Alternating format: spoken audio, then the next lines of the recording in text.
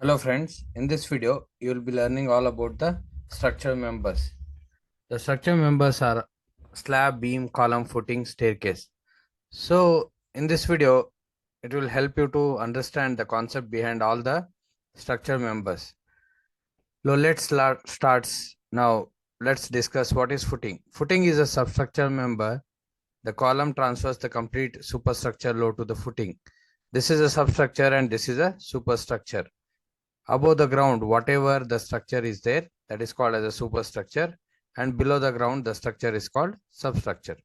Footing will not be seen since it is located below the ground, but it takes all the superstructure load, so it has to safely designed in order to carry all the superstructure load, and it has to transfer safely to the soil.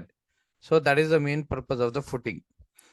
Footing is mainly predominant by two-way shear or a punching shear, one-way shear and a bending moment. So these three are the major important factors which we need to consider while designing the footing. Two-way shear is simply mainly depending on the depth of the footing. So let me explain you about the punching shear or a two-way shear. As we all know that the column is concentrated load which is resting on the footing. Imagine a piece of a paper. If you place a pin vertically on the piece of a paper and if you apply some pressure on the pin, what happens? The pin tends to peer through the paper. Similarly, the shear strength of the column exceeds the shear strength of the structural member, which is okay. So, which is resting.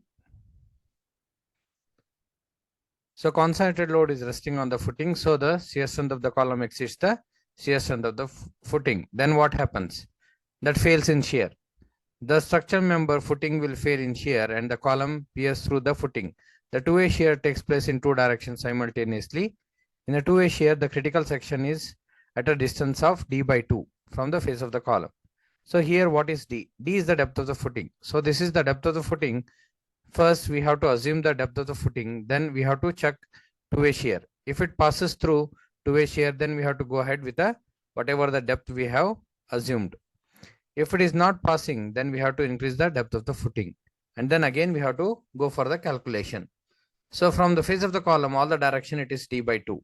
So this is the perimeter we need to consider while calculating the two-way shear. So it is very simple. The concentrated load is resting on the flat surface. That is, it is footing.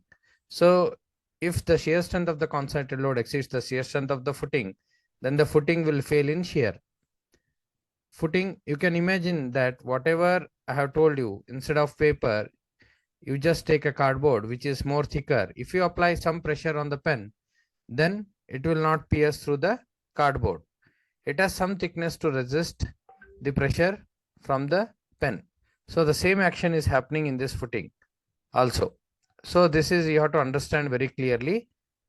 Next, let us discuss about one-way shear. So here you can see in a one-way shear is acting only in one direction, whereas the two-way shear takes place in two directions simultaneously. But one-way shear takes place in only one direction. So this is the critical section for a one-way shear. One-way shear takes place at a distance d from the face of the column. So this section is critical section for a one-way shear. This parameter we need to consider while calculating the one-way shear. Again, here the d is the depth of the footing. This d we need to consider. Next one is bending moment. The critical section for the bending moment is at the face of the column.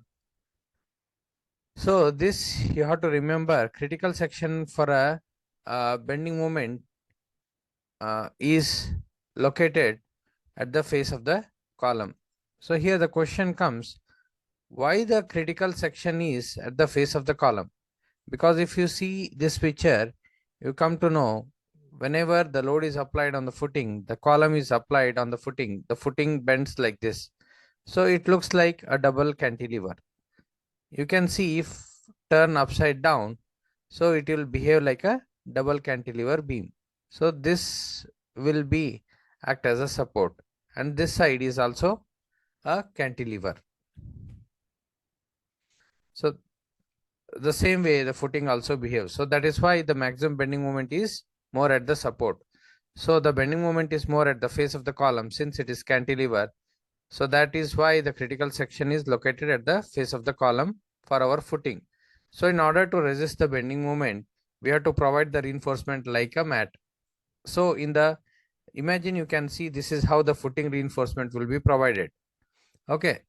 So next you can see that different types of footings, foundations. One is shallow foundation, another is a deep foundation. In shallow foundation, we will have isolated footing, combined footing, slope footing, and a mat footing and strap footing. So these are all the types of the footing we will see in the shallow. And in the deep foundation, we will be having pile foundation. The pile foundation, there are two types: end bearing pile and a friction pile. This is another type of a deep foundation. This is one called as a Kaizen. Okay, Kaizen foundation or well foundation. In this also, there are three types. First one is open Kaizen. Second one is a box Kaizen.